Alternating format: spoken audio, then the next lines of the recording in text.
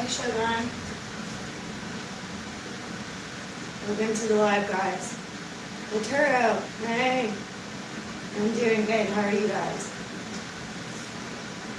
So wait for a few people to join. And then we're going to start morning service today. Continue from our last session.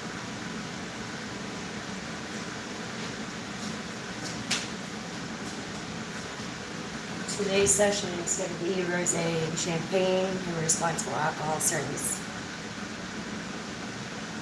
Good. I'm glad everyone's good. Thanks for joining me.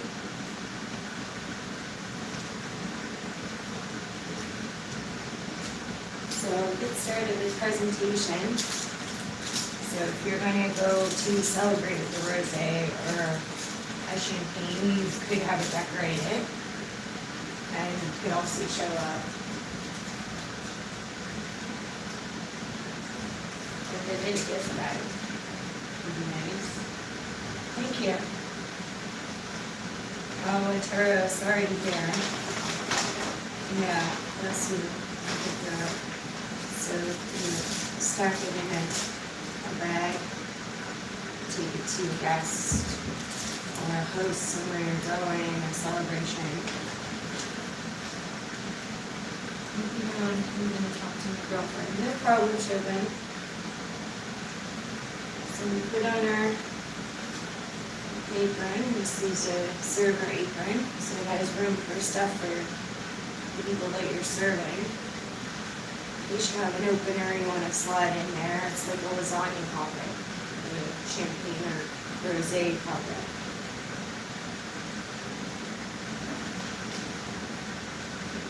Let's check my audio here.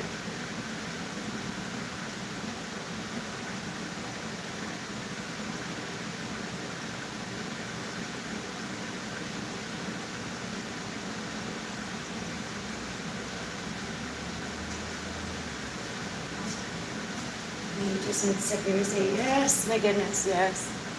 I do like to dress up when I'm working. Alright, so the audio is good, we're good. Alright, so let's get started. So besides presentation for champagne and a rosé and the travel bag or host or guest bag, we want to put this on ice. So we're going to ice this immediately.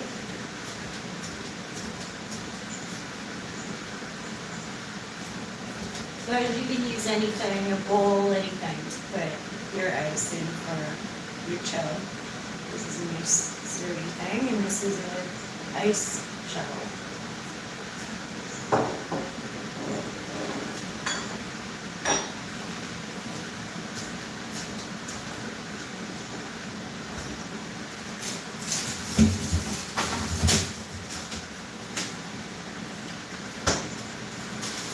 So when the ice comes from the store, it's got steps. You're going to make a lot of noise in your neighborhood, but you really do want to bang it. I'm going to do this out on the deck. I'll be back in a second to bang it. Leave my chaff over here.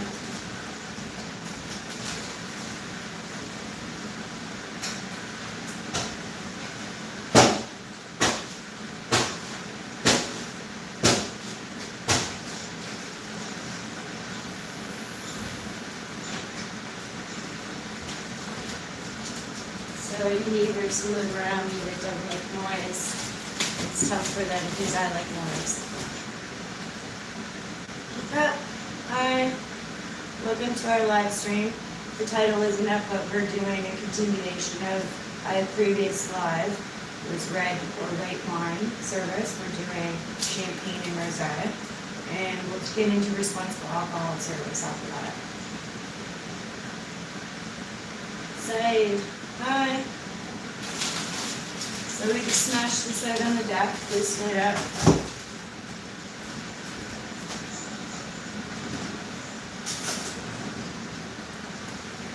I'm going to stand off over here so everyone can hear me better.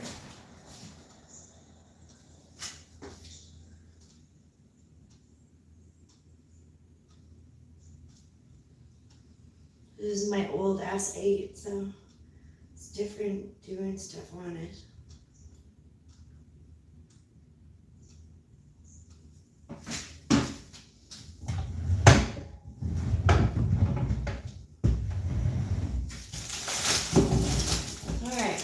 Cut open our bye-byes. Dump it in there.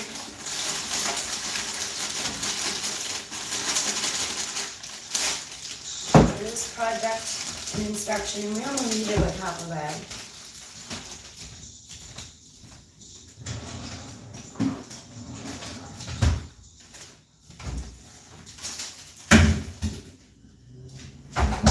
I hope you have a better week and many days to come. We all go through tough times and you'll get through this one, okay, Turo?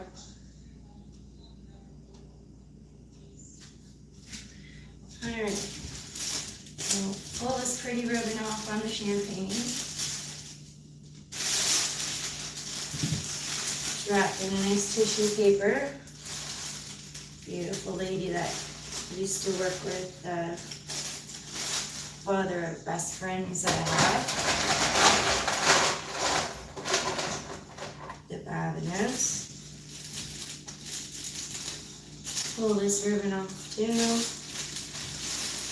And we're chilling our champagne, which is a Jacob's Creek Chardonnay Pinot Noir. Now, with the history of champagne, champagne is French, en français. It comes from 3 particular grapes. This is an Australian champagne. It's from 2 of the grapes used for champagne in France. And then we have a Basque Lately Sparkling Rosè. So we're going to chill those up.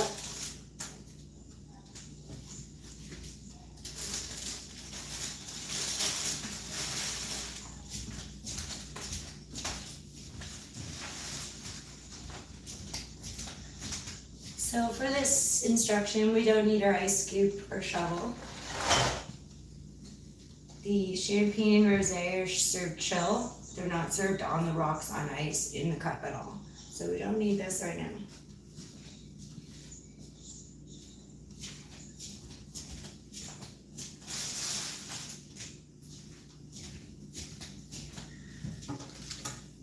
So we'll get into some terminology.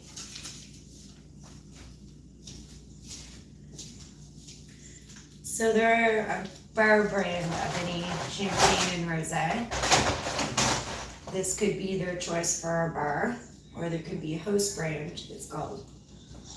Now chilling, this is the way to pre-cool a glass or a bottle using ice or the fridge. So we're not chilling our glasses, we're chilling our bottles. And a dash or a splash would just be a small amount. Usually wine drinkers have a small amount and go back and get more added to the glass if they're interested in that type. And they're usually served neat or straight up. So neat or straight up means there's no ice going in the glass. We're pre-chilling the bottles, so it's straight up. And a split is a small bottle usually of wine or pop. So if you had a bottle of wine about this size, for example, a Henkel, Trecken, Piccolo, that would be a split. And they're served topless. So in case you guys don't know what topless is in the hospitality industry, it would be not rimmed. So we'll get into future mixology on other lives, and you'll learn that we can rim glasses, and a wine glass is not rimmed. Topless. So we want to get our setup going. So I'll show you guys how to set for a host and a guest. So we're going to set for 2 people. Yeah, everyone welcome. Hi.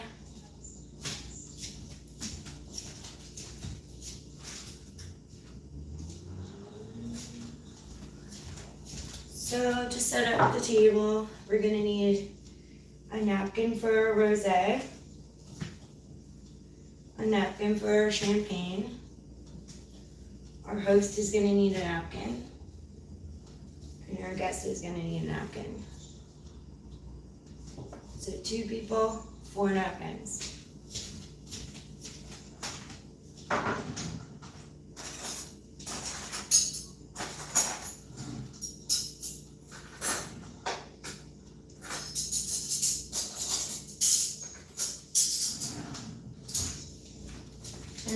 show you table service. So we're going to show you table service and how to set up a table now. So your knife goes on the right, pointing out.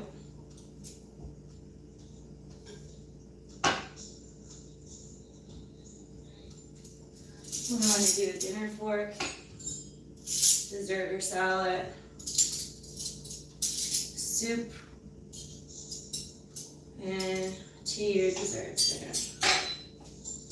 There's a reason why they're set up, and I'll tell you that in 1 minute. So knife, on the right, pointing out, dinner,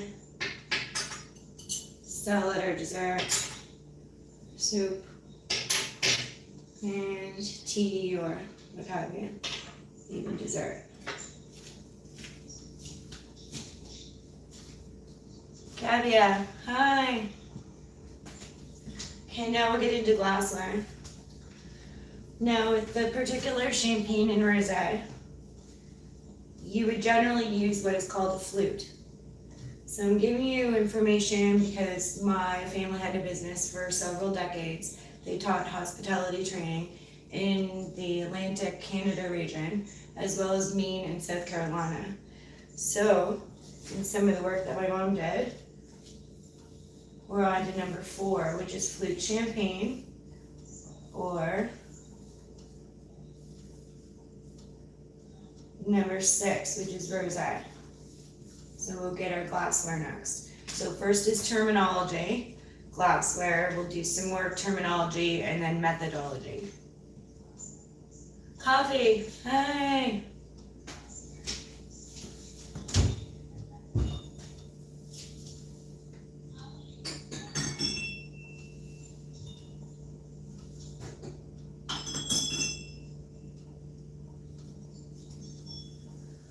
So my glassware is already clean, but I'm gonna go and rinse it, give it a dry. This is crystal flute. This will be for our champagne. So just 1 minute.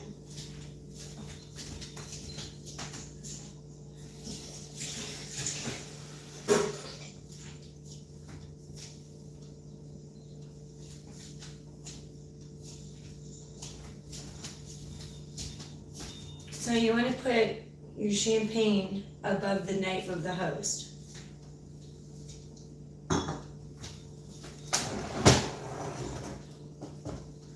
No, the one above the knife of the guest.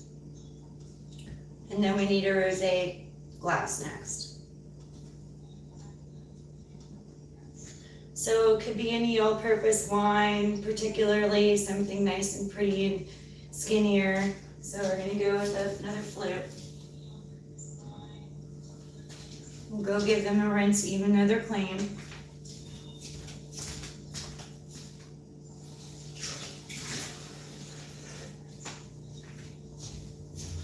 And we're going to put that above the host, above the knife too, and same with the guest. So, right there.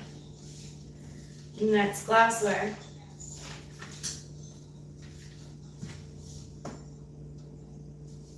Copy, hello. Everyone welcome. All right. Let's get into a little bit of terminology again. So wine is naturally fermented juices of fresh, ripe grapes. Wines made from fruits other than grapes are called by the name of the fruit that they are produced from. Today we're dealing with the rosé, which is various shades of pink similar to white wines, and character and taste. Light and fruity taste, a good lunch wine, and a good choice for a first-time wine taster.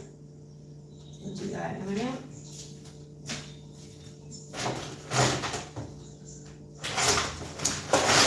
And then you have your sparkling wines. So champagne, sparkling burgundy, sparkling wines, bubble. They may be white, red, or rose. Range from dry to medium dry, made from the fermentation of red or white Pinot grapes. So this is a Pinot Noir. It has 2 of the 3 grapes that make up a French champagne, but this one is Australian. So it has 2 of the grapes. After fermenting, liquor is created with the addition of a cane sugar solution, the least amount for drier champagnes. Now, what I was told with this rosé, go back to that for a minute, is that it definitely doesn't have any sugar in it.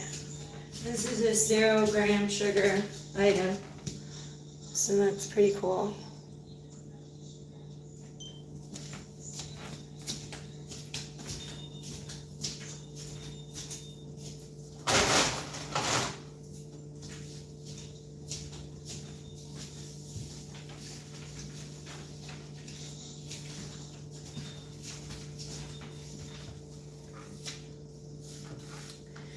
So I will be looking at the attendance later. I'll go back through and make an attendance list. I have an attendance list from our first red or white wine service and methodology. So it was Slapping Turtle, Roblox, Emergreet, Jayco TV, Tillis Tortilla, Turo, Guap, Jim's the Clown, Kevin Yellow, Misbehaving, K-Wood 355, Ollie Master, Gertie, and Coffee. So today at the end, I'll see who all was here and put you on another attendance. At the end, if you've all attended all of them or can prove to me that you did watch the lives through maybe a question or some testing on 1 or 2 or 6, we'll say, that you would be experienced and educated to work in the server industry. So I'm going to take attendance again today. Hey, hi Pierce, welcome.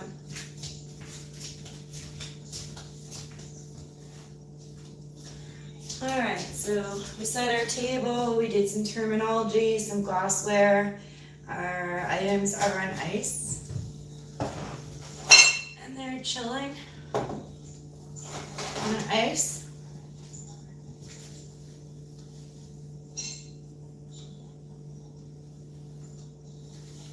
And again, we have our apron on for serving.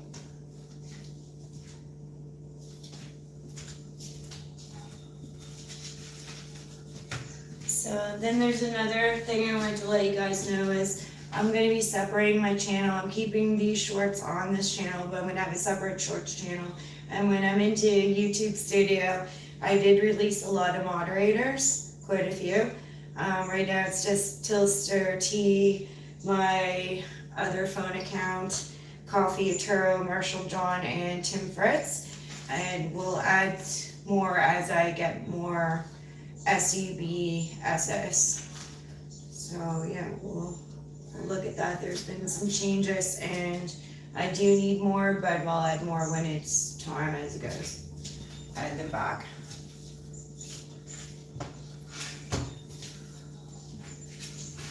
Okay, so as I said, my family did run a hospitality training business for several decades, and I'll have a Hooters and Shooters book I'll reproduce, and that will be available in the future, as well as a responsible alcohol service book. So the business did run in the Eastern Canada area, as well as Maine and South Carolina for several decades. And one of the books that my name is on for editing, there we are, Suzanne Bruce, is Responsible Alcohol Service in the bar or at home. We have 2 versions. So before we do our first pour, I'll just give you a little bit of information on responsible alcohol service. So nothing's better than getting drunk. There's nothing much that could be more entertaining than spending too much of your hard-earned money to guzzle a few cold ones. Then to make things interesting, you get to holler and yell a bit, laugh at nothing in particular, feel dizzy, see double.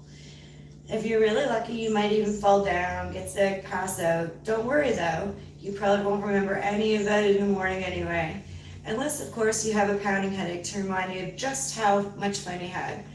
Well, these days, there's a lot of people with very different ideas about having a good time. For some, it might mean skiing, bicycling, or getting together with the gang for a game of basketball. For others, fun might be relaxing with a good book, taking the kids fishing, watching a movie with friends or YouTube. Just 1 minute, now that we're more than 3 minutes in, I just gotta comment myself in here for the darn algorithm. I'm gonna do that again in a bit. Taking the kids fishing or watching a movie with friends, whatever people are enjoying doing in their spare time, it usually doesn't involve getting drunk. Modern society has undergone many changes in values and views. People are becoming increasingly health conscious and family oriented. Behaviors that were once accepted are now condemned, and drinking has lost popularity for a variety of reasons. The current economic situation, health, fitness considerations, or fear of impaired driving convictions are only a few of the reasons why people are drinking less than ever before. Not only are people drinking less themselves, but most also have little tolerance for others who overindulge. The emotional and financial strain placed on a society by drunk drivers may be one contributing factor to this attitude.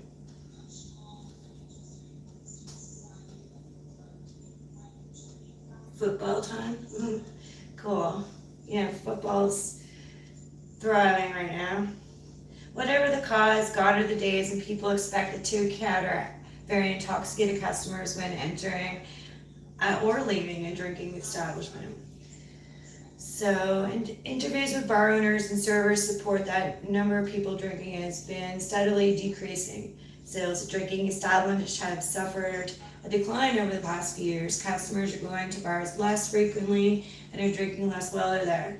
So does this mean the end is near for bars everywhere? Has the time come to turn off the taps and throw in the towel? Not likely. By properly implementing responsible alcohol service techniques, drinking establishment owners and servers can capitalize on the changing attitudes. Now, if you guys don't know, there was an alcohol prohibition in the 1920s. So a lot of alcohol drinking went underground in speakeasies or at homes, and alcohol is something that was, I think, brought over by the Europeans and traded with a peace pipe possibly. It's not going anywhere. Promoting and practicing these safe drinking techniques can lead to increased earnings in business. Hi everyone. Current laws in most American states and Canadian provinces mean that the server can be held financially responsible for the actions or patrons he or she may have served, and that's the same in your own home. You could be held responsible, or your insurance company. If the subsequent actions of the patron should result in the injury or death of the patron or third party, the drinking establishment or server who overserved the patron can be sued. No business trying to survive in these tough economic times can risk $1 million lawsuit or more. No matter what the outcome of the case, any drinking establishment in such a situation will lose business because of bad publicity or required to pay higher insurance premiums. The drinking establishment may even be forced out of business. No business owner can really afford to take this risk. Good, I'm glad you guys are having fun. Just drag me along if you have stuff to do. I know you're all are busy and it's around supper hour for some of you guys. The laws governing the overserving of alcohol may seem rather frightening at first glance. However, the strictness of the laws may actually offer an advantage to bar owners and servers. By providing patrons with fair and responsible service, owners and servers of drinking establishments are actually doing themselves a favor. Responsible service is knowing how, when, and why, and where the drinking establishment or server interrupts or suspends service to the customer who is approaching intoxication. Bar owners and servers sometimes express concern that promoting responsible service by preventing patrons from drinking past the point of intoxication will result in lost sales or customers. It is important to consider, however, that it is impossible to serve customers who have been injured, killed, or arrested as a result of over-serving alcohol. They won't be back if they're injured or dead. The goal of this book and part of this instructional is to provide answers to your questions while showing you how to increase sales and profits by providing responsible alcohol service. So we'll get into our first 4. These are cute emojis, guys. I love this sippy cup with the worm or cricket. Very good. Thanks, Coffee. I really appreciate all your guys' support. It's nice that I built some subscribers before I got started in August because I would just be talking to myself, and I appreciate you guys here on my device, in my home, in my work area. Thank you.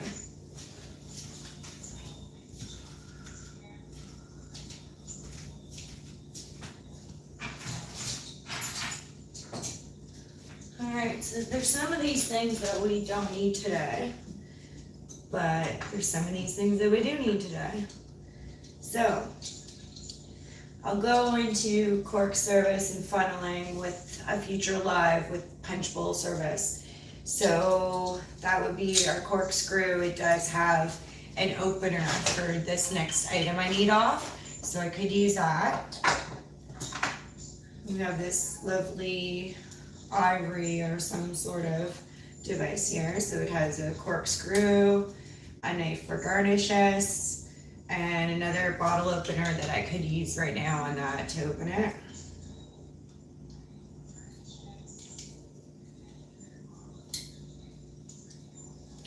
We have this beautiful thing here. It's so cute. It's a flip-flop, and we could use that to open it. It's the coolest thing ever. Reminds me of my mom too. Isn't that cool? And then we have an old-fashioned opener. So this thing opens tomato cans, or we could open this with it. So I think the one that we're gonna use is the big one. Now, proper wine service, guys, you never touch the neck of the bottle without a napkin.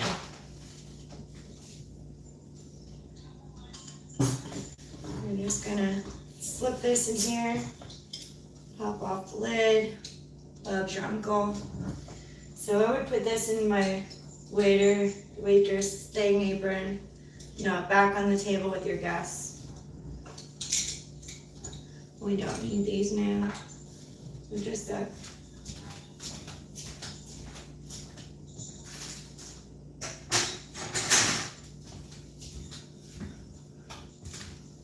Okay, so if anyone was here for our last live, then you know that I'm starting with the host. I'll start to the right of him or her, go around and do the guest next. You pour the host just a little bit to test first. If they agreed, then the host does get some. We're gonna do a pour, twist, and wipe. So let's get started. Started with this Rosè, Lindley Sparkling Rosè. It's a Basque.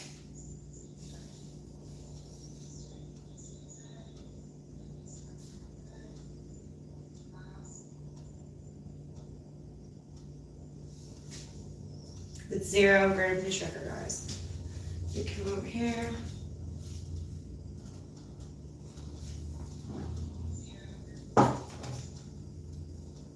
You see here.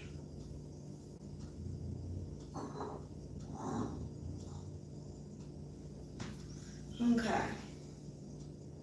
So we're doing a Rosè. So this is champagne, this is Rosè. And just pour a little bit for the host to sip. Host will sip it.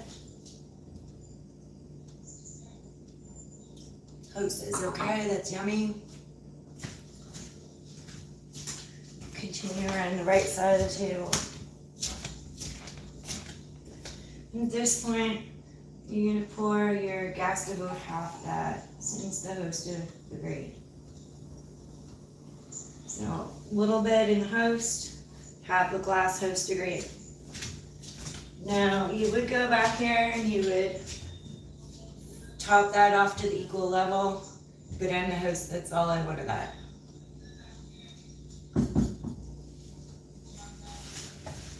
I'm gonna put that back on ice.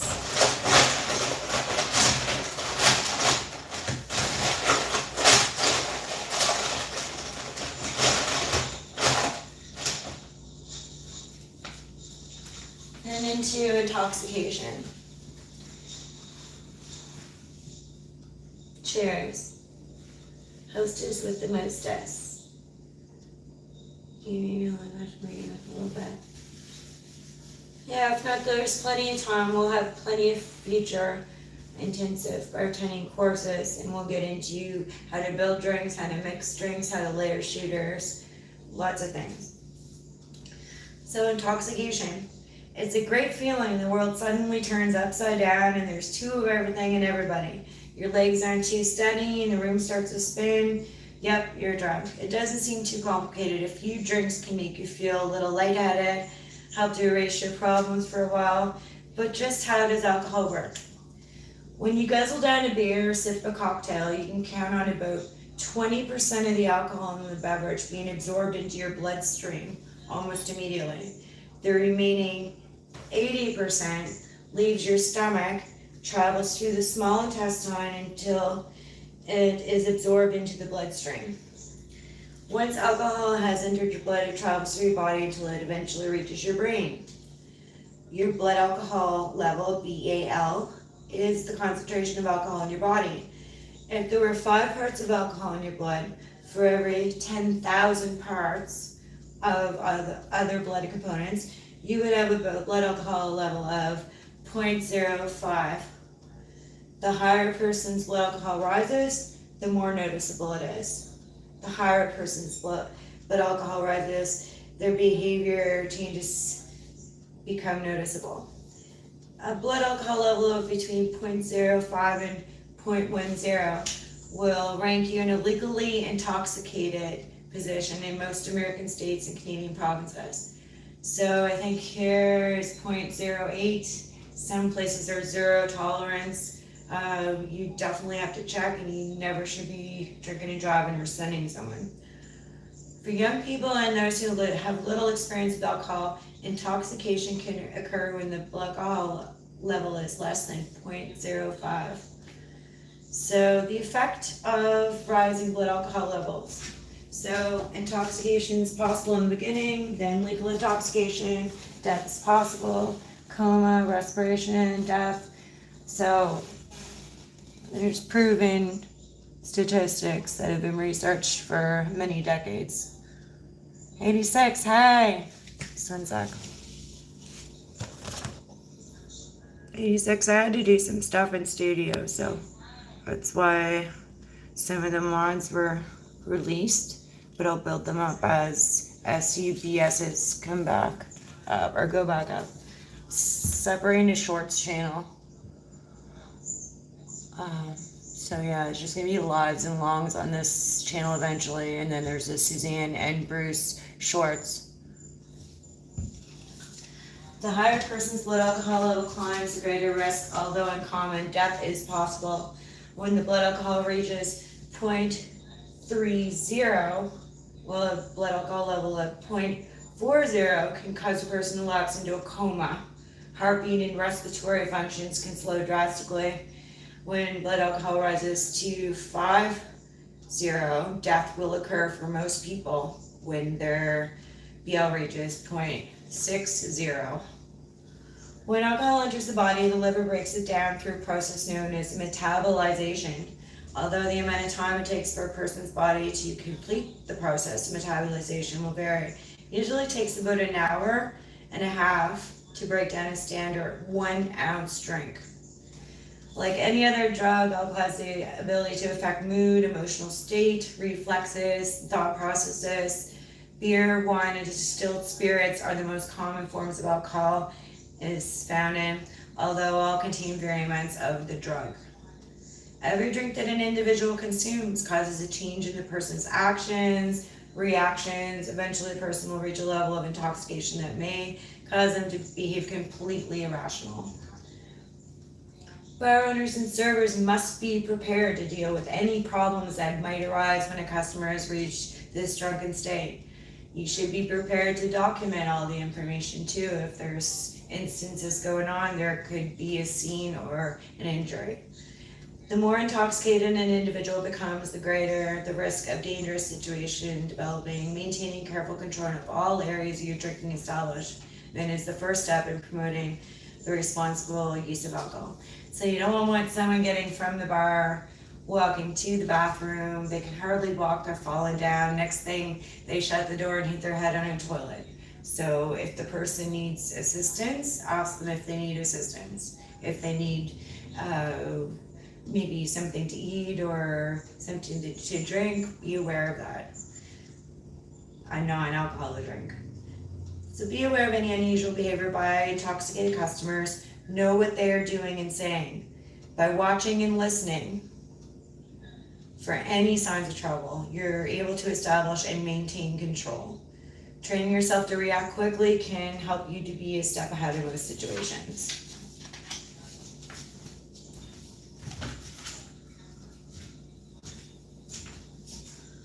Alright, who else is here? Tim Fritz. Hi. 86 and Tim. Thank you. Tim, it's interesting you say that because that was my aspirations. I did take a BA in psychosocial criminology, and I wanted to do corporate and disability and immigration law. However, some things came up in my family and I had a greater calling. I had to help with some things, so that did get put on hold. I could be a lawyer in my retirement years. However, things are creeping up and now I'm a YouTubeist, so copy.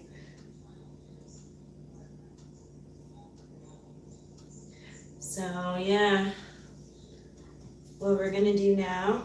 Hi, Kevin. Kevin, welcome. We're going through Rosé and Champagne. We did table setup, terminology, glassware. We're into responsible alcohol in between some of the serving.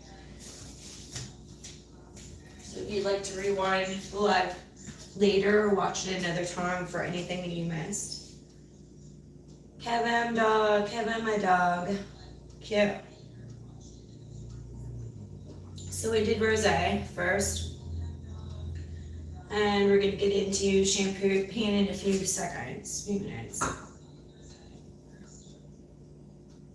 Kevin, I don't know, I think I added you as a moderator, and I don't know if it released or didn't go through, but I did revamp some of my studio, switching any future shorts over to a shorts channel. So if you decide in the future when we get busy that you want to be a mod, I will add back on some of the people I released. I think you were on the list, but you weren't on there. So right now, besides my extra account, I think we have Tilster, Coffee, Arturo, Marshall John, and Tim Fritz. Yeah, and 86. So we'll look at adding, I think it was just a few other people. Dan Cruz, Hollywood, maybe MC and Gems, Misbehaving, back again in the future once we get the SUBs up a bit. So, coffee.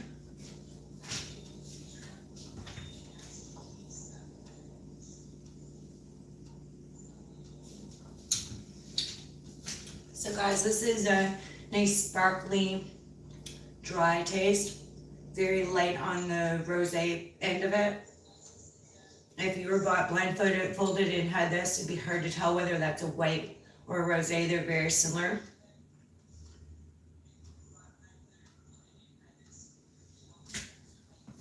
All right, so I'm gonna take a 2-minute reprieve. And then we'll get into champagne service and more responsible alcohol service. So we're in a couple minute reprieve for a moment.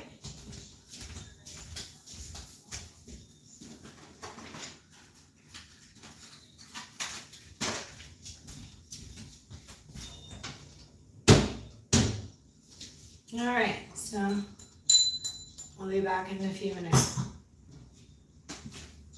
Are you, Kevin? That's awesome. It takes time. I'm really proud of you guys and your ability to be patient and get things set up. Things will take time and build on. Just do the things you need first and then build wants and hopes and wishes in between or after we get that basis done at the host. So whatever your needs are, just build on it, then build on things that are higher. And your set is beautiful, and I think you have a great idea.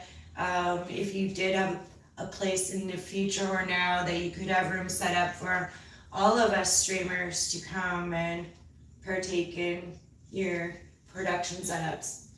So kudos to Kevin. Yeah, so it's very similar. So Tim, you weren't here for that part of it, but I'll just refresh that one question for you before I have a tiny break. So wine is naturally fermented juices of fresh ripe grapes. Wines made from fruits or other than grapes are called by the name of the fruit they're produced from. So sparkling wine includes champagnes, sparkling bubbly, so Henkel Engeltruckens, sparkling burgundy, sparkling wines, bubble. They may be white, red, or rose. They range from dry to medium dry, made from the fermentation of red or white Pinot grapes. This is made from 2 of the 3 grapes that are French champagne. This is an Australian, so it has 2 of the 3 French grapes. And after fermenting, liquor is created with the addition of cane sugar solution, the least amount for dry or brut champagnes. And since you missed it, Tim, Rosè. Oh yeah, guys, we should celebrate Tim. He guessed the 7 minutes on the YouTube pool tube explosion. So Tim is in celebration. Various shades of pink, similar to white wines, character and taste, light and fruity taste, a good lunch wine, good choice for a first time wine taster. This is 0 grams of sugar, this one. The Rosè.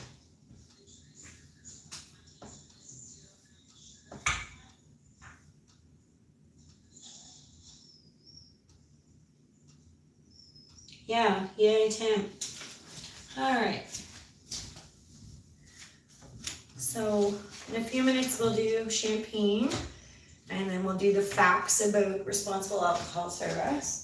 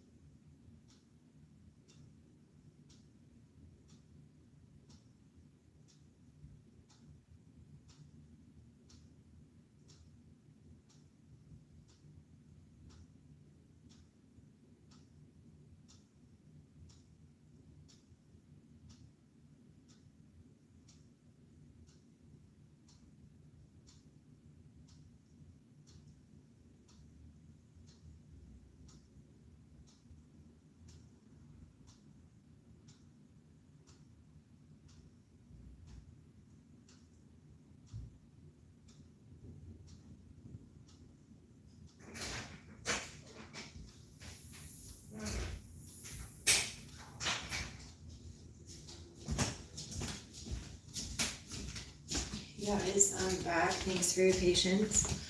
I'm just gonna do something here in a sec.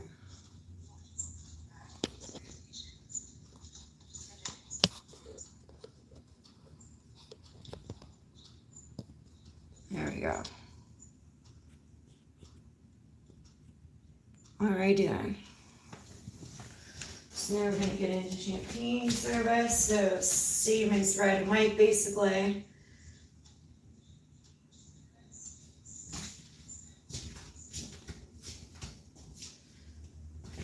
Same as red and white and same as what we did with Rosè. Same rules, same placement. We're using a crystal flute. That's what champagne would go in, something skinny. You could use this rosé glass that I used as well. We're using a crystal flute.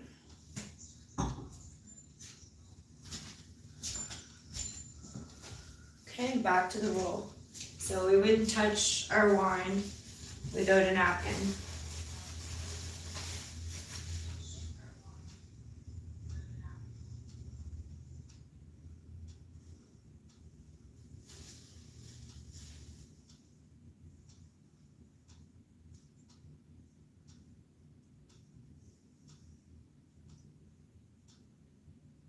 Just a second, I'm just getting my chat back up.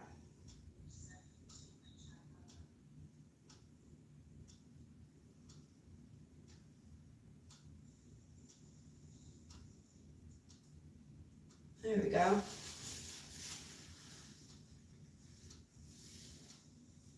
Perfect. Thanks, Kevin. Good to know. And I can hear my audio is still good. The video looks great. These S21 FEs are really great. It's a Samsung. I enjoy it a lot. This is my old S8. They're so tiny, like an iPhone. All right, so we'll grab our bottle with the napkin. She's a little bit wet. All right, so there's a trick to opening champagne. We're gonna peel all this top foil off first. And we're gonna put that in our apron, not on the table. Peel that off so you can see. It's got a nice little twist thing here. I'm gonna show you how to. So you look around the edge until you see this little thing, and I just flipped it down like this. So you wanna flip that down. Popping champagne, guys. So you just want to untwist that.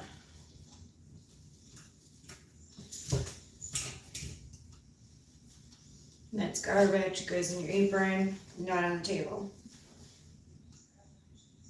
Yay, Kevin, curtains, that's awesome, bud. Just take your time, measure out where you want them to go.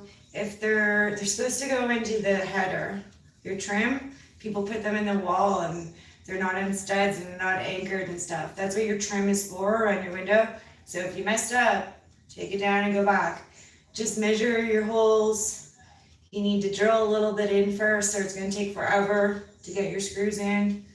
And bam, Bob's your uncle. Once you have curtains up, you'll be so happy.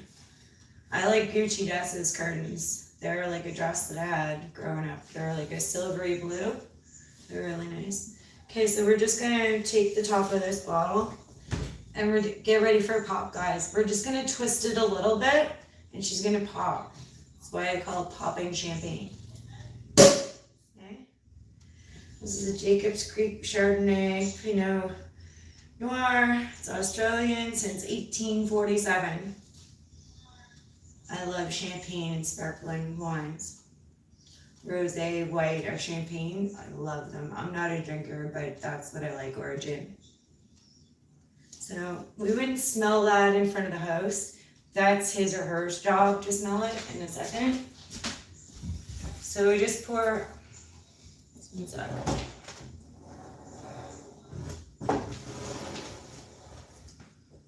we just pour a sample into the host, just a little tiny bit.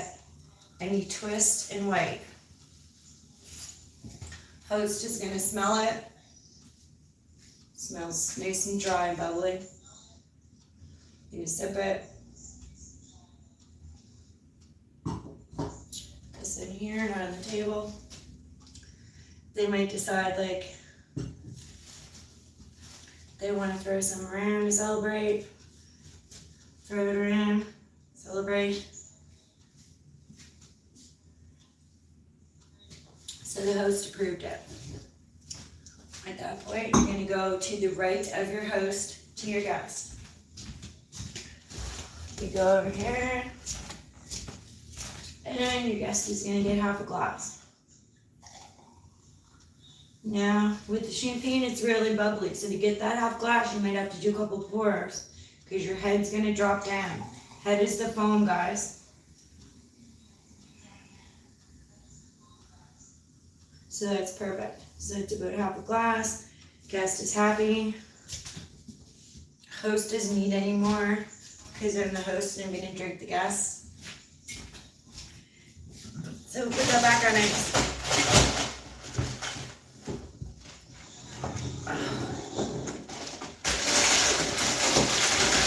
Guys, you know I'm doing an ice bucket dump in a minute, like the last live for intensive bartending.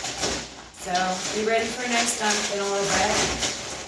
You're sticking around. It's that kind of night. We're mixed with comedy, education, life stuff. Popping bottles. Popping bottles up in here, Gabia, and I'm so glad you could be here when she popped. There's nothing better than that sound. Pop. Alright, so yeah, it is really yummy, Gabia. It's a bit of rosé and champagne. They're beautiful. Alright, the facts. The level of intoxication of your customers is affected by 8 different factors. We'll discuss all of them in depth and give you an idea of how differently alcohol can affect people. So the rate of consumption. Some people enter your establishment with the sole intention of getting drunk. You can easily identify these critters or individuals by the rate at which they consume their drinks. Watching how quickly your customers consume their drinks can help you identify problems before they develop. The average person can drink 2 bottles of beer in 1 hour without exceeding the legal limit of 0.08. Some legal limit is 0 in some countries, provinces, etc. So be aware. In most states and provinces, it's 0.08. Customers who are drinking at a higher rate than this should be watched carefully. 2, full versus empty stomach. Eating high protein food before consuming alcohol slows the rate of alcohol absorption into the bloodstream. This is why someone who drinks an empty stomach will become intoxicated faster than a person who has just eaten a steak dinner, should a customer happen to mention they have not eaten. So there's an old trick that some barkeepers keep. You might see deviled eggs in a jar in a bar, and those are for customers.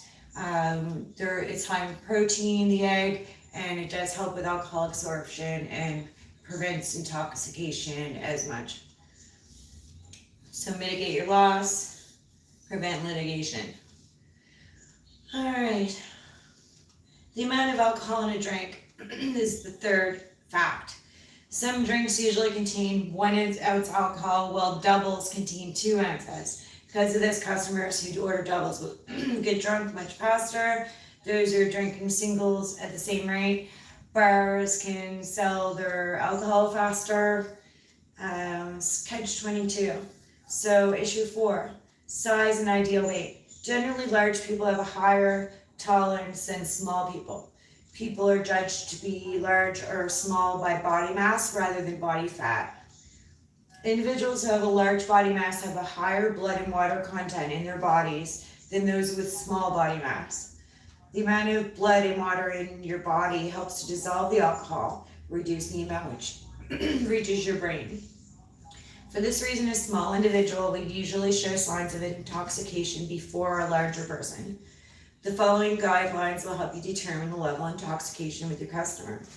So there's a chart and it's separated female and male and small, medium, and large. It shows the hours and the amount of drinks. So I'll just go bring it over here. These are proven statistics. You guys can have a look at that. Bring it up anytime you want. And then issue 5, male or female. In most cases, men can tolerate more alcohol than women. Women's bodies contain more fat and less water than men weighing the same amount.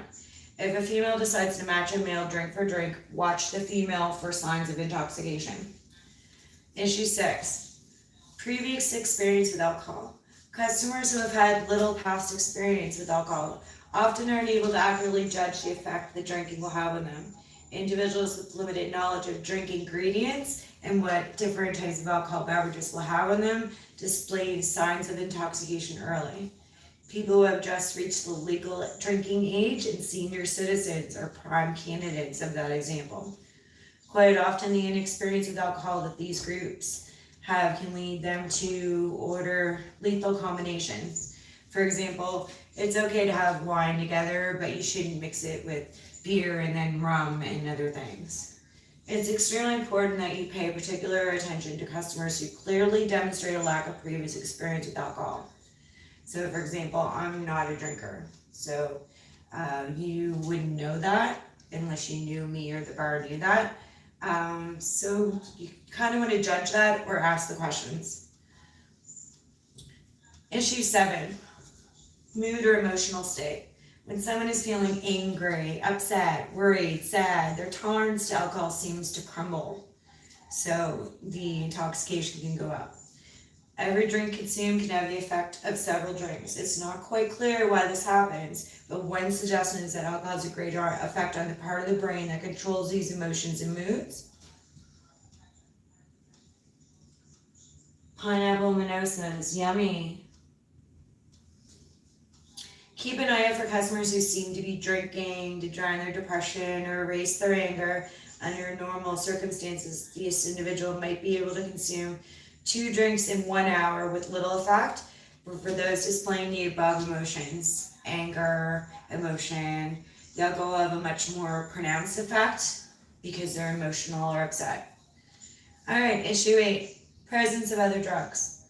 It's usually quite easy to tell when someone's using an illegal substance. Signals to watch for are dilation of pupils. So the black part of their eyeball gets as big as their colored part.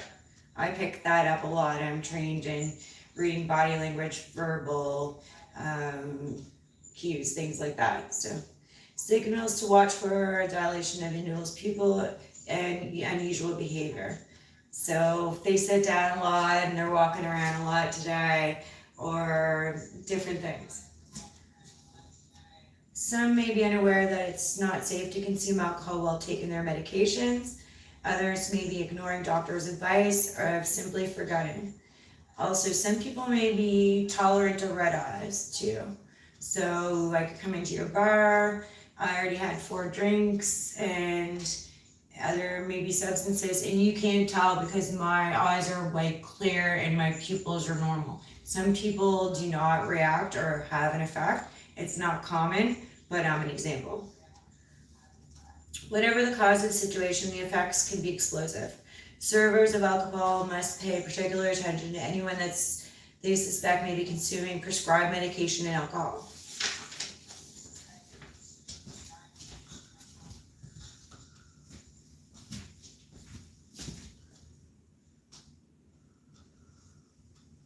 We'll get into the next chapter in a few minutes. Hope you guys are all enjoying yourself. We have some rosé.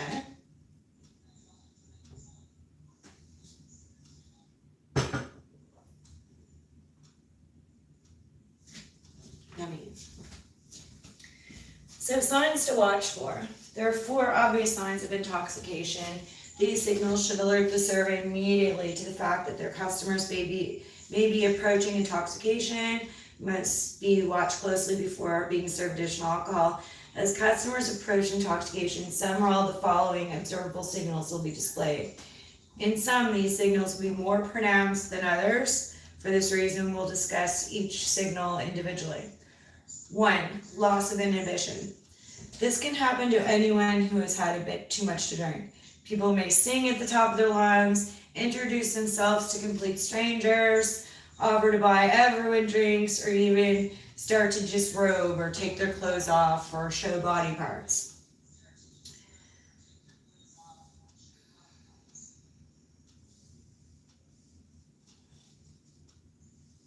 Under normal circumstances, most people would never consider acting this way. However, after a few drinks, many individuals lose their inhibition. 2. Impaired judgment. You've seen this happen a million times before. The customer who spills the drink in their lap, the person who falls on the floor when they're trying to return to their seat. People who drink to the point of impaired judgment may experience these problems and any number of others. One sure sign is the manner in which people handle their money. When a patron begins buying drinks for strangers, has difficulty counting their change, or can't differentiate between the different denominations of bills and paying for drinks, you'll want to watch them carefully. 3. Character changes. Cute. Drinking too much space. As we told you before, alcohol affects people differently. Some people experience a 180-degree change in character. So 360 is full circle, 180 is half that circle. As a bar owner or server, you'll probably seen customers experience such behavioral changes. An individual who is ordinarily polite, courteous, passive may become argumentative, obnoxious, and possibly even violent. This individual may have experienced a change in character because of the amount of alcohol they have consumed. 4. Impaired coordination. People often experience a loss of coordination as they approach intoxication. Most of the time, this is more than obvious to the server. Customers who experience impaired coordination may upset chairs, run into tables, unable to walk without using the wall for support. For some, the art of successfully placing one foot in front of the other or pouring a beer from a bottle into a glass becomes impossible. Servers can gauge the condition of their patrons by watching the signs of impaired coordination and listening.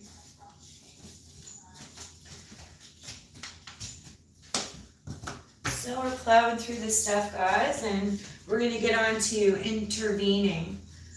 Section 5 in a minute is intervening in an intoxicated customer to help mitigate the loss in a business or in your home area in terms of litigation, future litigation. So mitigate is eliminate or prevent, and litigate is legal action.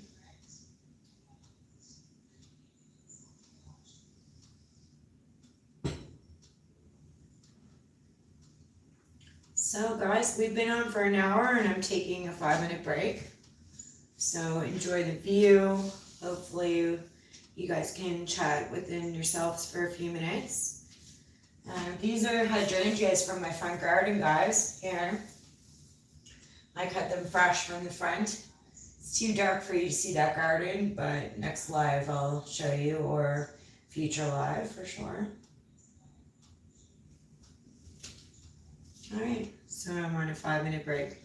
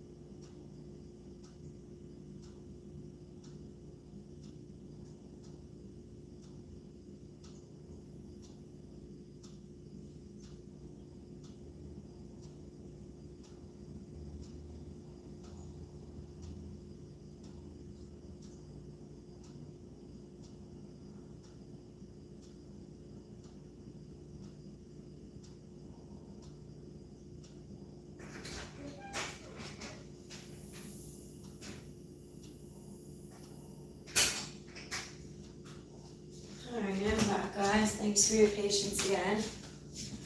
Let's go. So intervening. As someone who serves alcohol, you have to use intervention techniques at some point. Intervention techniques are strategies that are used to reduce the risk that there will be any problems with any intoxicated customer. When serving alcohol, you should evaluate your customer's condition first. You can usually accomplish this through simple conversation. When speaking with your customer, notice their speech pattern. In particular, any slurred speech. If you don't know the customer, you might not know the difference. You could ask them when they're with. This will help you determine if they have been drinking prior to entering your establishment. A lot of people will drink at home, the drinks are cheaper from the liquor store or 7-Eleven, and then go to cheap hour at 11 or midnight for $1.99 drinks or something. They've already had 6, now they're gonna have 6.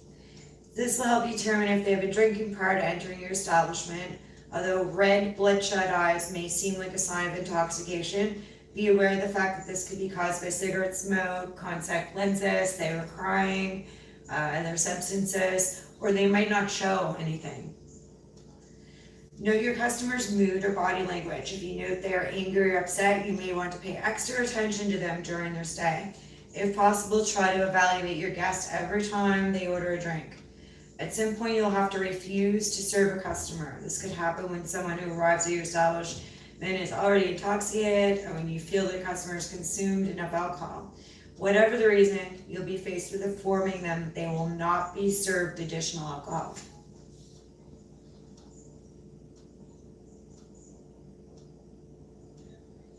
Turn off your ignition, I feel cold. I know. So, Tilster Tea, or Geekazoid, he's been running it. I wasn't feeling good for 4 or 5 days, so I was hiding from it. I was wearing a jogging suit at night for the last week, actually. So, in an establishment, you've got your bouncers, your bartenders, your servers, cleaner, your clean up the money person. There could be different occupations. Teamwork is the best approach. Most establishments have several people working at once, some of whom have previous experience in performing intervention techniques. It means they've kicked people out, they've taken keys, they put them in a cab. Don't be afraid to ask for help. Another employee may know the individual and be willing to speak to them. Never overlook the possibility of enlisting their peers. When a customer is approaching intoxication, your first tactic may be to attempt to slow their rate of alcohol consumption. There's several ways to subtly slow the rate of alcohol service. Avoid the area in which the customer is seated, so try not to refresh their drink as much as everyone else. When not serving other customers, be constantly busy performing other duties, such as restocking bar supplies, cleaning the bar. Try not to make eye contact with the customer when you're trying to slow service at first. You want to be direct later though. Remember to be careful that you do not neglect other customers as a result of that one customer. Suggesting food to the customer is another possibility. If there's no food in that establishment, sometimes there's a chip machine. Take the bar money, write it to the manager that you took it, and go get them a bag of chips or 4. In this case, the bar may have some of this food readily available for the customer. When suggesting food to slow your customer's rate of alcohol consumption, do not offer salty food, such as popcorn or pretzels. This will cause a person to consume drinks at a faster rate. You absolutely do not want to serve peanuts, popcorn, things like that. So with the chips, it's good because it can help absorb because of the potatoes. It is high salt depending on which chips you picked for them. Or you go into the jar with the deviled eggs. High protein helps absorb the alcohol. Non-alcoholic beverages can be suggested as an alternative. Most bars have a number of alcoholic beverages available, such as non-alcoholic beer, soda pop, tea and coffee, Keurig. Those are definitely offers that would be on the host as well. So you wouldn't ask your customer to pay for those drinks. You're switching them, you want them gone soon. Although these beverages will not accelerate the sobering process of an intoxicated individual, they will prolong the time between alcohol drinks. Suggesting other activities available in the bar is another way of slowing your customers' rate of alcohol consumption. So playing pool, shuffleboard, cards, dancing are among the possibilities you might want to recommend. If slowing the rate at which the customer is being served alcohol is ineffective, which means it doesn't work, you will have to stop service entirely immediately. When this is necessary, be careful not to use challenging or judgmental terminologies. Try to keep a poker face, eye contact, space. Always use a calm, courteous, firm approach and avoid emotionally charged words. So you don't want to say, listen, you did this again last weekend, and things like that. The less the better. And it could be used against you in litigation. So legal action, anything you say to that customer. Listen and emphasize with the customer, but be sure to let them know you cannot and will not back down on this decision. Let the customer know that your decision is not arbitrary or contrived, so it's not personal, but this is house policy. Tell them that by not enforcing this policy that you could lose your job. Never embarrass the customer and be careful to tell them privately. Consider enlisting the aid of individual sober friends, so you need to involve them to slow them down and to get them out. Friends don't like to see friends in trouble and will often talk to the person and try to assist you. And like if the friend says to them, listen, give him or her your keys till tomorrow or she's calling the police on you. It's in Canada, in this province of Nova Scotia, a bar's obligation now to call 911 if that person is a known drinker or has consumed and are gonna drive their vehicle. They have to call. Prevent other people at the table from purchasing drinks for the individual. So that's something that's really common. Someone will get cut off and they'll be like, here, I got you one, or here, have some of mine. And so if you're serving and it's decided the individual at a particular table will not be served any further alcohol, service to the table should be stopped until the individual departs. And watch them coming up to the bar beside their table, because they could be sneaking for them then too. This will prevent other people from the table from purchasing drinks for that individual. After informing the individual they have not received further alcohol service, immediately inform all other bar staff, wait staff, bouncers, anyone. Prevent the customer from receiving drinks from another waiter or bartender.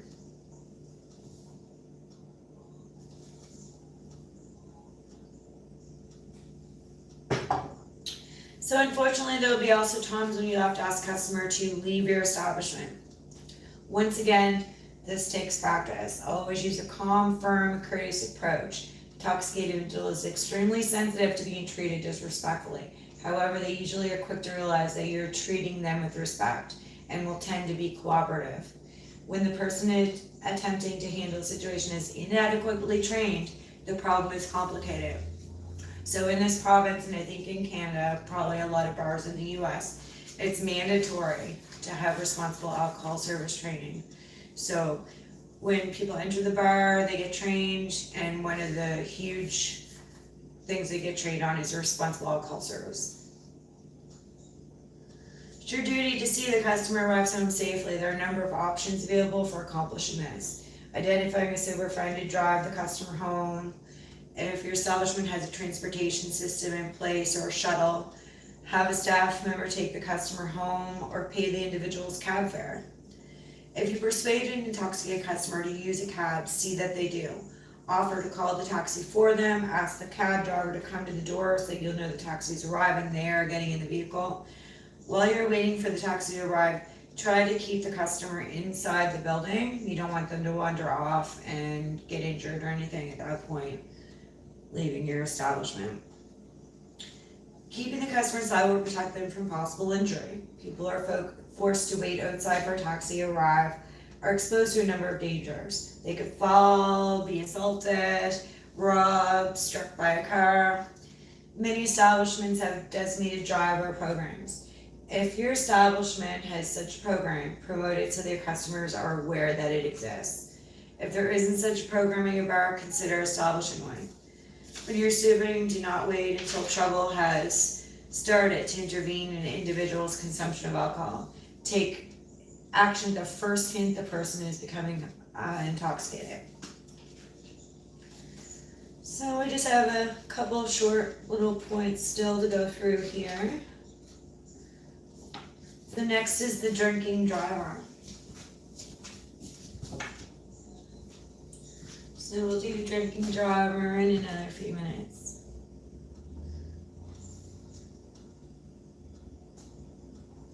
So guys, I have a father who's 76. He's upstairs in bed. He's recovered from strokes. I'm actually just going to go up and get him up to take his pills and clean his teeth and stuff. So just one sec.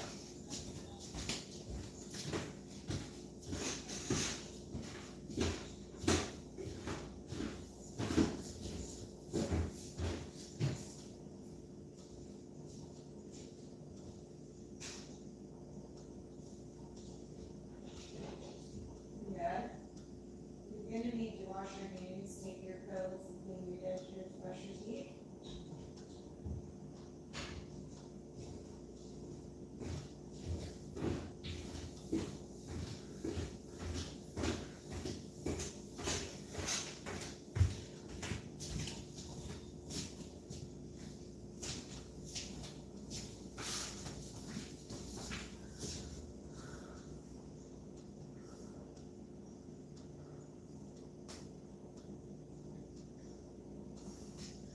So the drinking driver, it's responsible of the server to prevent an intoxicated person from operating an automobile. If injury or death should occur as a result, you could be sued. It can be difficult to convince an intoxicated individual to turn over their keys. Most people aren't willing to leave their car behind, accept a ride from someone else, and take a cab or an Uber. You must convince your customer that the car will be safe and that it will not be towed or ticketed. In some cases, a staff member can drive the car home for the customer and take a taxi back. Another alternative is make an arrangement with the taxi company to have them send two drivers. So one would drive the customer home, second would drive the car, and then get a ride back to his car. If you tried every possible option and still aren't able to stop a toxic individual from driving, you may have to call the police. I mentioned that earlier. As a bar owner or server, you must make every possible attempt to prevent drunk customers from driving. So here's your glass and your keys with the do not do it sign. Underage drinkers. Underage drinkers have always been the bar owner's nightmare. If a minor is caught consuming alcohol in a licensed establishment, it could result in establishment being closed for a day, a month, or even permanently. When a bar is closed because of underage drinking, income is lost for both the owner and the employees. Bad publicity ensues and is generated, will drive away customers, which translate into lost business. If you discover an underage individual drinking in your bar or your home, remove the drink immediately. Refund their money, ask them to leave, and notify staff. By refunding their money, you'll eliminate any possibility of an argument and make it easier to get them out of the door. Good, Kevin, yes. So Kevin, my family had a hospitality training business. They trained resort cruise hospitality, bartending, waiter waitress, casino gambling for many decades throughout Eastern Canada, Maine, and South Carolina. So I am reproducing some documents that will be distributed, sold, and given notice handouts for you guys as little bonuses. But this information does need to be disseminated. My mom was a school teacher and she worked really hard on her business, and I really appreciate everything I learned. I appreciate everything that I helped with along the way. So data entry, editing, registration, supplies, clean up, a lot of things. So thanks, Kevin. It is a privilege to be served alcohol in a licensed establishment, not a right. So like driving a vehicle can be taken away from you. Customers can refuse alcohol service as long as their human rights are not violated. As a server, you have the right to request proof of age from any customer at any time. A photo identification is usually accepted by most drinking establishments, generally government ID. Backup identification such as driver's license, passport, social security cards may be requested. I would hesitate on requesting any social security card from anyone. The times have changed, and I wouldn't take that as a former buddy. It doesn't have a photo on it either in our country. Signs should be posted at the entrance of your establishment, clearly stating that proper identification is required. You should not serve alcohol to a minor under any circumstances. Now, in our province and country, I think up until a certain time, kids are allowed in the establishment if they serve food. So it can get tricky there, making sure you get them out past the stipulated time. You could lose your license and permit for the establishment and your insurance. You should not serve alcohol to a minor under any circumstances. If you do, you risk having your place of employment closed by liquor inspectors, putting your friends and co-workers out of work. Should a death or injury occur as a result of alcohol being served to a minor, you could be sued. Reasonable force. The time may come when you'll have to forcibly remove a customer from your establishment by practicing the responsible drinking techniques presented in this book. You can reduce such incidences by 90%. This training is vital, and it's definitely a must in this province and country, and I believe in the US. Employees of drinking establishments can use reasonable force when removing customers. The key word, however, is reasonable. So same or one step up of their resistance or threat. Employees do not have the right to physically abuse a customer. The plan. Host rules and policies regarding refusal of service and removal of patrons should be in place at every drinking establishment. These rules should outline exact procedures to be followed when staff must refuse to serve a customer. Every staff should have a clear understanding of what authority they have in such a situation. Staff members may have to receive approval from a manager or a senior bartender before suspending service. It's not should, everyone needs to know. The manager may wish to inform customers themselves. A number of questions will have to be answered. Will staff be permitted to provide free coffee or food to intoxicated customers? Yes, always. Will designated drivers be provided with free non-alcoholic beverages? Yes, always. Is there a special procedure when the customer is irregular? It's pretty much the same for all customers. Regulars don't get special attention. Do employees have the authority to pay cab fares on behalf of the establishment? Yes, write a note, put it in the till with the manager, get someone else to sign it at the time you're doing it as a witness. Management must ensure the employees fully understand house rules before they are permitted to serve alcohol beverages. This training is a must. Responsible alcohol service, server intervention is a must in this day and age. Management must ensure the new employees fully understand house rules before they are permitted to serve alcohol beverages, prevent mistakes or embarrassing situations, and to mitigate litigation.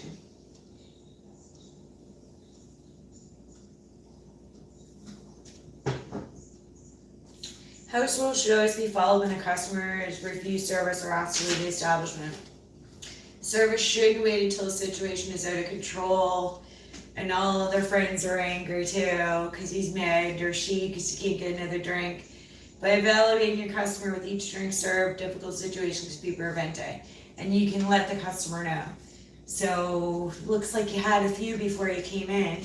You've had two, and I'm going to slow you down or cut you off soon. That's our policy. So before you inform and suspend it, or they'll have to leave you should have a plan in place. Once this is made, something has been done. Staff members should meet to formulate a plan, because it's all individual. If a staff member knows the customer, it may be easier for the person to inform the customer or say, listen, your car is going to be safe here, give me your keys, I'm going to lock it in the safe for the night. Or I'm going to give it to Jennifer, who's the manager, she'll give them to you tomorrow morning at this time. One staff member will be informing the customer that the service is suspended while another is removing the individual's drink. So it's kind of like a plan. One comes up, talks to him or her, while the other one just comes and goes, whoop. That's it.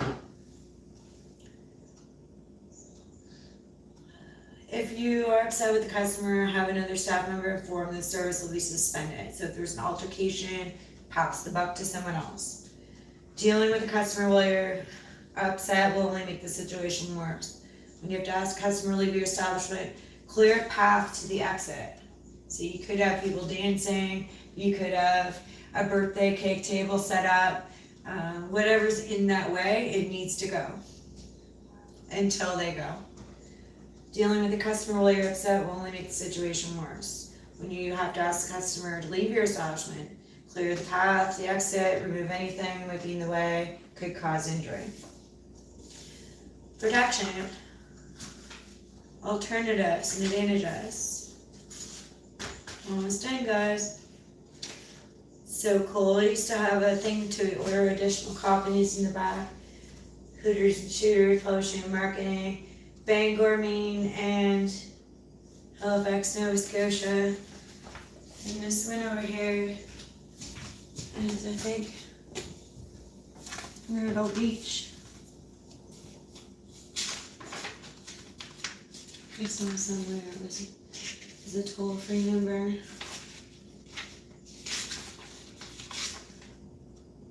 Yeah, Myrtle Beach, South Carolina, 95.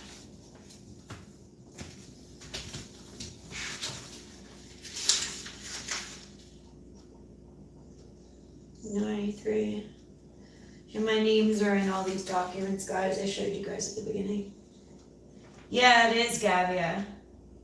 But once you get the understanding that it's a vital part of your role in your home or in your place that you work, and that it goes on all the time, you just don't hear about it, it may feel uncomfortable or strange, but the more you do it, the better it is, and it's better than reading an obituary or being invited to a funeral or not because you sold them for, and they had 6 before they came and hit their head in the toilet in the bathroom or something.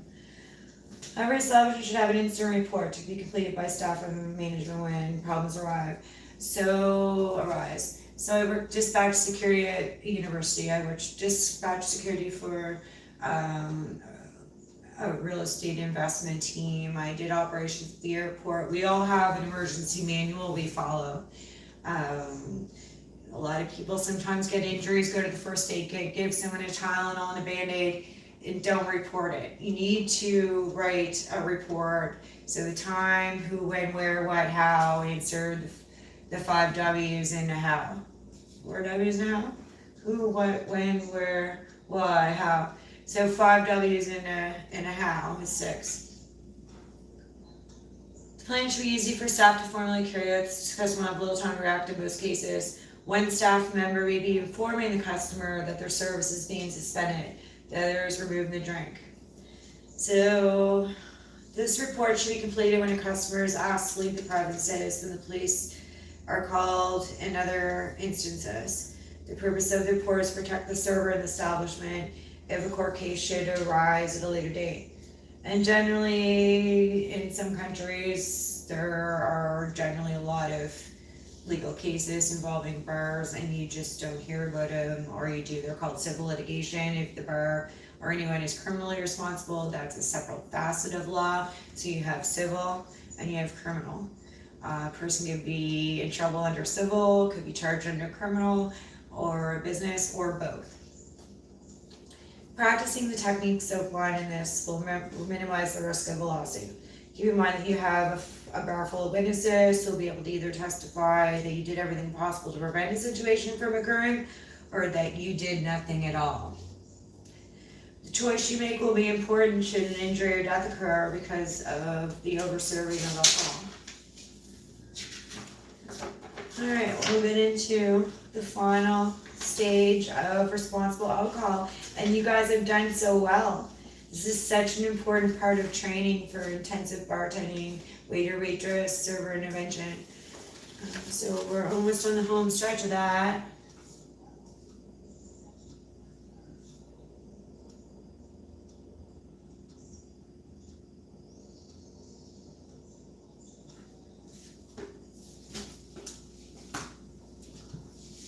So I went and checked on Dad, and he's supposed to do his things. Just a minute. Moving on to the next section. We're almost done, guys.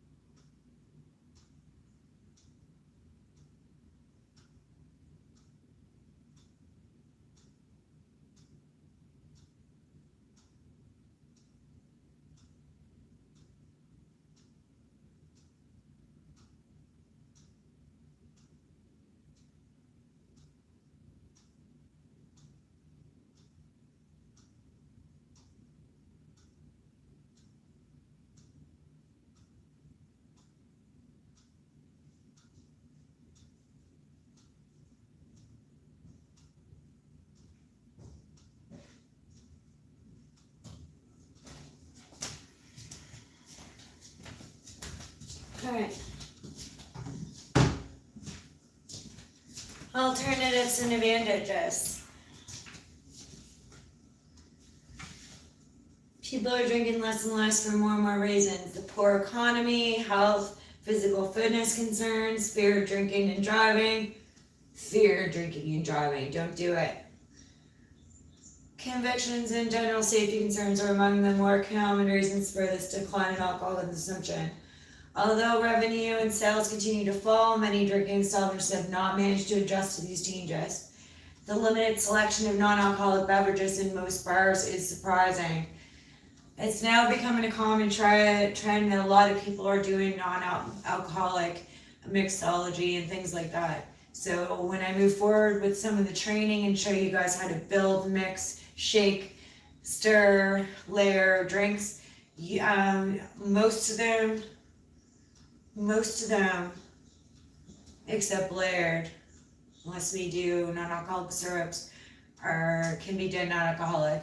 For example, a Shirley Temple, you can do that with anything. You can do it with a Caesar, margarita, anything can be non-alcoholic. There are endless possibilities for non-alcoholic drinks. Any mixed drink that you are currently served can be served without alcohol. In addition to soda pop, canned juices, tea, coffee, consider offering some of the increasingly popular non-alcoholic beers and wines. If you live in a climate with both winter and summer seasons, consider having hot non-alcoholic beverages available in the winter to attract the cold weather sports buffs. In the summer, to have non-alcoholic cocktails and tropical drinks available for the sun crowd and palm trees and bikinis. Gabby, woo! Gabby, you're such a sweetie. We love you so much, Gabby. If you decide to offer non-alcoholic drinks, make sure that people know they're available. Consider having non-alcoholic drink menu printed. All servers should be familiar with these drinks and be prepared to suggest them.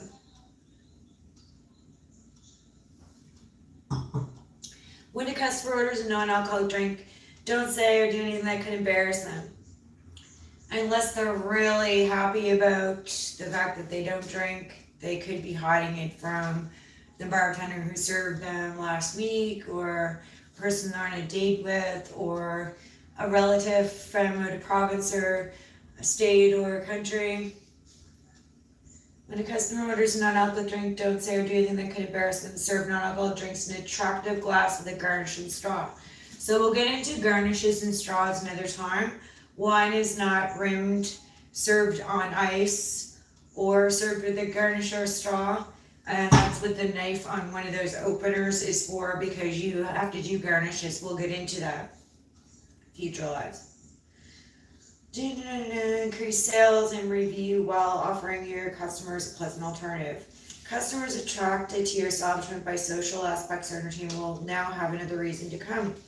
These new patrons and the additional customers they'll bring with them is a benefit that's hard to overlook. There's numerous advantages to promoting responsible alcohol services. Over-serving alcohol to your customer increases the risk of a lawsuit. If you're sued, it can mean the end of your business, your home, your car, your bank account. In today's society, no one can afford to take risks like this. Thousands of injuries and deaths are caused every year because someone has too much to drink. Innocent children, women, men are victimized as a result of the overconsumption of alcohol. There's little respect for anyone who continues to serve alcohol to someone who's intoxicated. If you were a bartender and there was an issue, you're probably not going to be at that establishment, and everyone's heard that you were about money instead of a human being. Any type of commotion causes a loss of customers. After an altercation occurs, most establishments empty right out. So usually the person gets taken outside, the people go outside too, and that's the end. Just doesn't survive to a close time, bar closes early. Such occurrences upset customers enough that they usually leave, results in loss of business, sales, income. Today's customers want an establishment that's safe, friendly, and enjoyable. Increased sales, reduce lawsuit risk, customer safety, less risk of damage to your establishment, better image, motivated staff, and fewer injuries are only a few of the advantages of responsible alcohol responsible alcohol service. The choice is yours. Or is it? It's a necessity. I don't think you really have a choice in the matter. I think that if you're in your home or you're in an establishment, this is number one before you even crack open your service, before you set your table, before you've confirmed or RSVP'd your guests. So.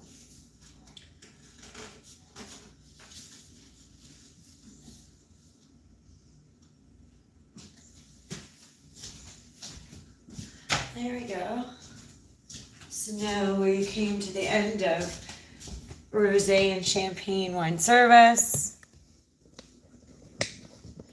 Responsible alcohol service. You're fully trained in wine service and responsible alcohol service now for all facets.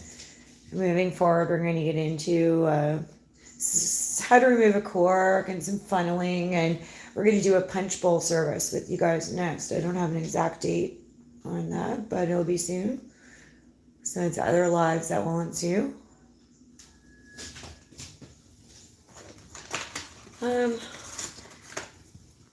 Just trying to think if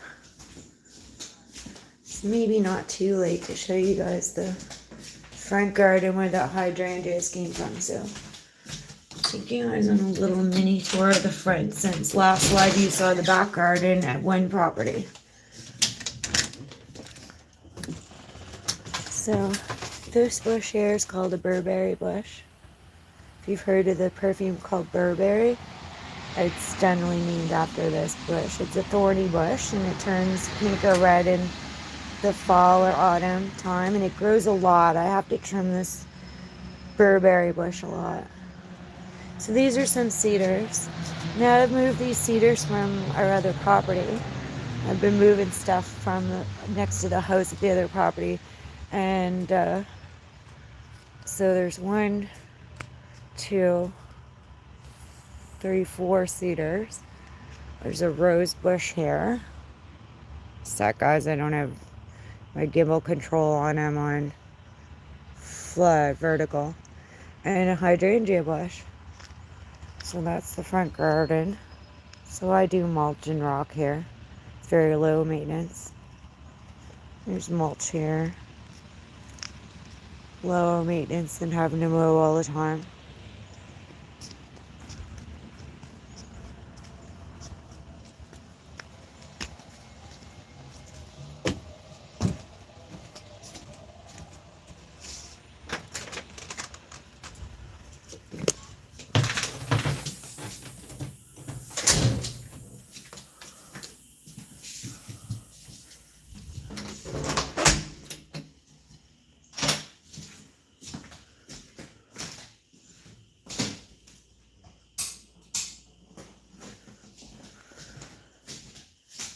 So if you guys are still here, type hi in the chat or something. I see there's 4 people still here. I just don't know who.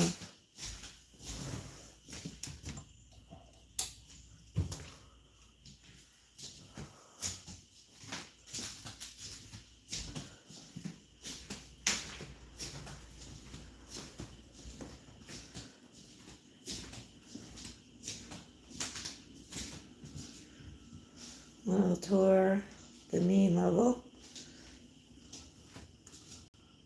And yeah, my chat's frozen on the main phone, so I can see.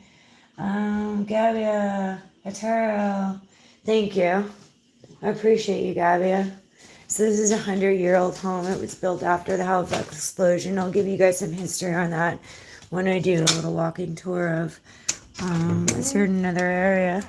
And I have done a lot of the renovations myself, except electrical and plumbing.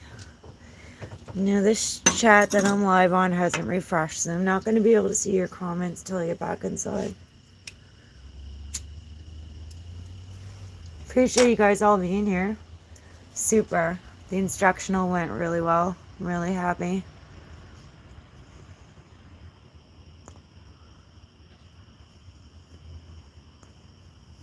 Appreciate you all guys all a lot.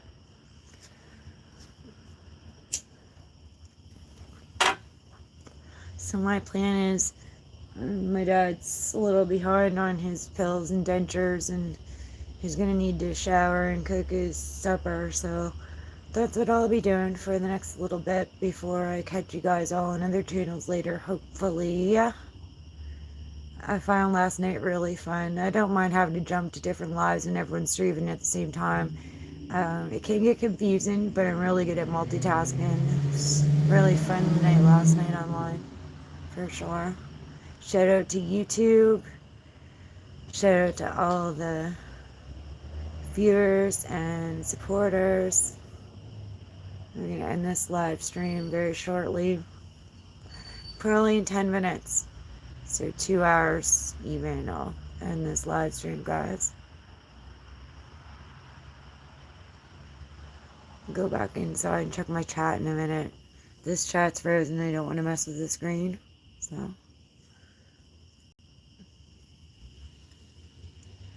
guys, this is a custom deck. So, I picked up the supplies after my godfather and I planned it out. And then a buddy of ours came and built it, and it's sick. You'll never see a deck built so sturdy, foot and something off the ground. We grandfathered the 4x4s. Decks are supposed to be 6x6, but we're so low to the ground that we grandfathered that rule for sure.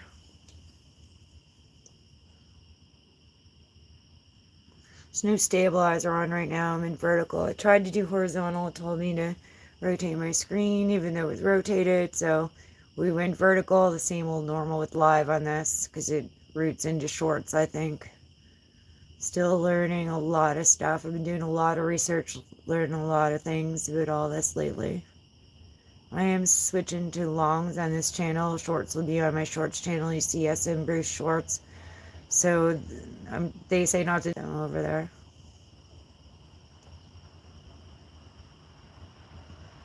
So it'll just be lives and longs on this channel, and shorts will be on SN Bruce Shorts. Starting soon. We have 10 more minutes left, guys. I'll code check my chat in a minute. I can't see the chat. It's not updated. On this phone, it is on my S8.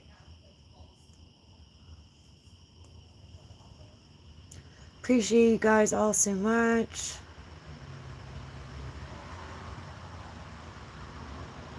Hopefully we'll see you guys all later. Other channels. I'll have another live soon. I'm not going to tell you when, but it'll be soon. I have a lot of topics to get through.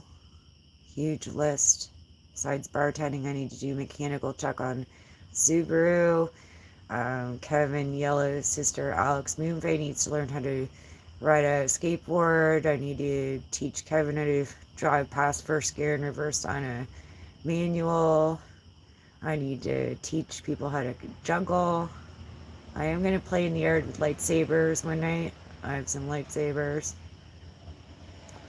Beyond that, there's a whole lot of other stuff. Like I had to make a cheesecake. Show you guys how to make a cheesecake soon.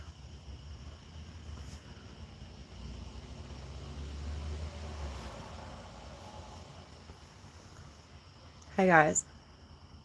So we're in the last 8 minutes now of this live.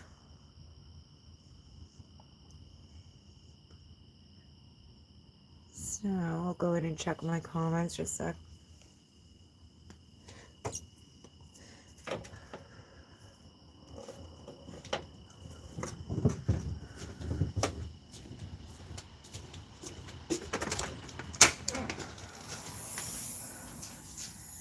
So I get a little bit of sweat. I don't have the gimbal turned on right now.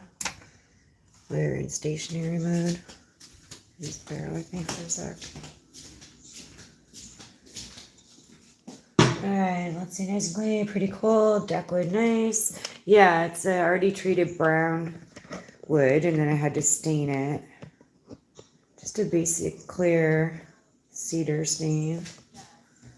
Translucent. Tying with a salsa. I know, Arturo, that's one of the problems for the last 4 or 5 days. It was really gassy and a lot of issues with that, so really nasally. My ear was bothering me, my throat. I was doing eardrops and Benylin Cough Complete, but Doing a lot better today. That's great. Eating really well. Guys, this is a pin that I got when I was really young. This is my name. I put that on so you guys could see tonight. Habano salsa. I really like this one with a white corn, a taro. It's really great. Okay, guys, we're wrapping up in 7 more minutes. Super appreciate you all. Big hugs, and I'll do a piece in a minute. High five.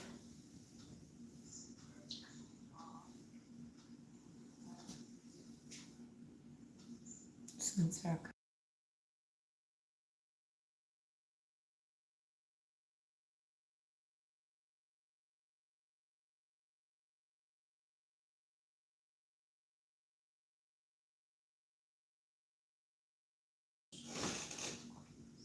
Sorry guys, my dad was coming down the stairs. He needs to take his pills and clean his teeth, wash his hands.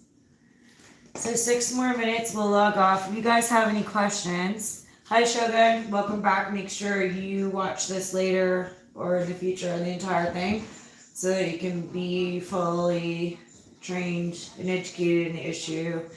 A few more weeks or months from now, we'll be able to wrap up intensive bartending training. Oh, that's really nice. Yeah, that's another field that I was interested in getting in at one point. So I was involved in the legal field, Shogun, but then I was interested in what you said as well.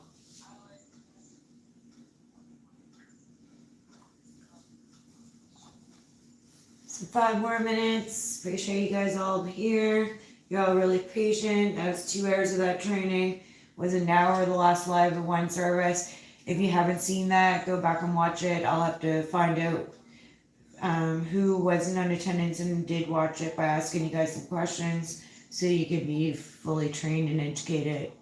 So philosophically apt, reliable, valid, and educated and trained and experienced in an area. So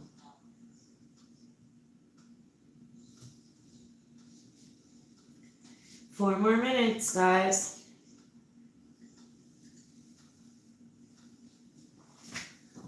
So cheers. That was your rosé and champagne lesson.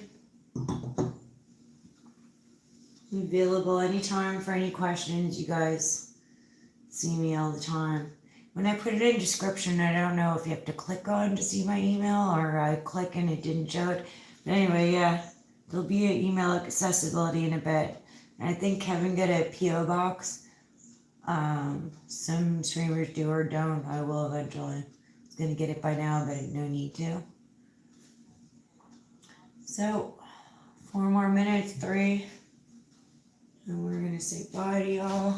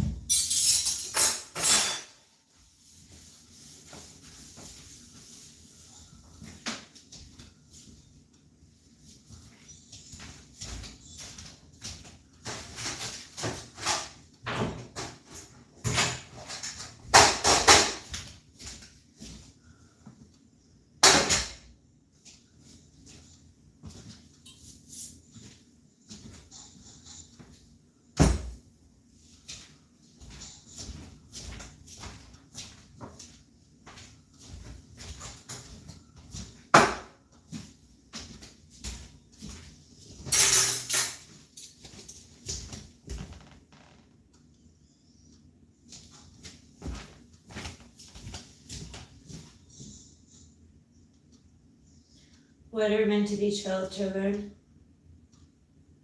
You are correct if you missed that lesson. Rosé and champagne are chilled on ice right now. Oh yeah, we're gonna do the ice bucket dump, guys. I almost forgot to do the ice bucket dump, guys. Who's here? 6 people. You better stay here a minute. Arturo, don't go yet. Are you here still, Arturo? Gabia?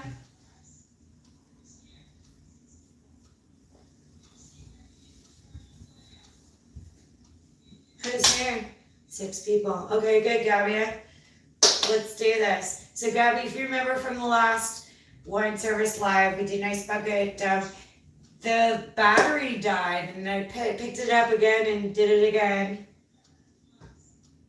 Present, Turo's present. Okay, we're gonna do this, guys. I'm gonna have to take my readers off to do it.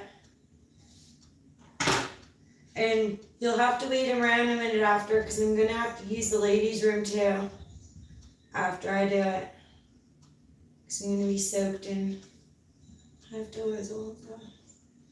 Alright, just a sec. Let's set this up now. I almost forget, guys. And that's the best part. Just a sec. Hold on. See, Shogun, they're chilled. See, they're all nice children. Shogun, remind me. Alright, let's put the camera out first. Just 1 sec, guys. Everyone stay tuned for iced bucket down in a minute. Oh, look, we're almost at the 2-hour mark. Hurry, guys, just a sec. Stay here. Hopefully this doesn't crash. This is going to be hilarious, guys. You ready? Get ready. If the phone falls, it sucks, but anyway, we're going to do an ice bucket dump, guys, like our last wine service. We're going to finish off this wine service. Watch.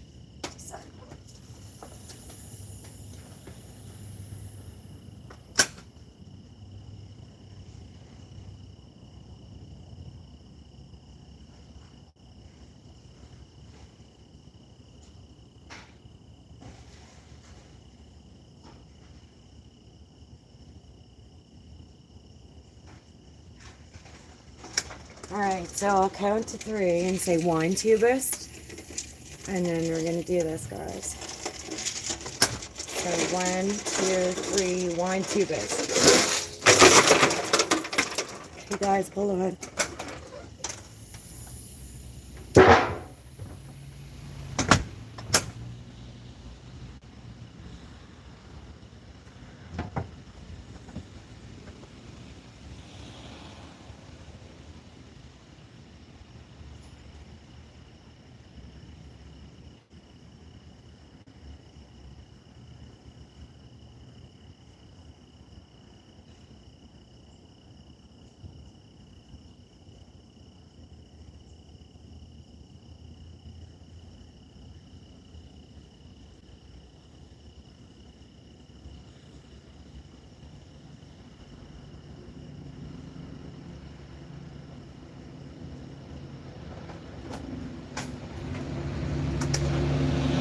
Oh my god, guys, so I told ya I would have had to use ladies' room, and yeah, got it all dumped out. It's hilarious. Thanks for joining us. Oh, brr.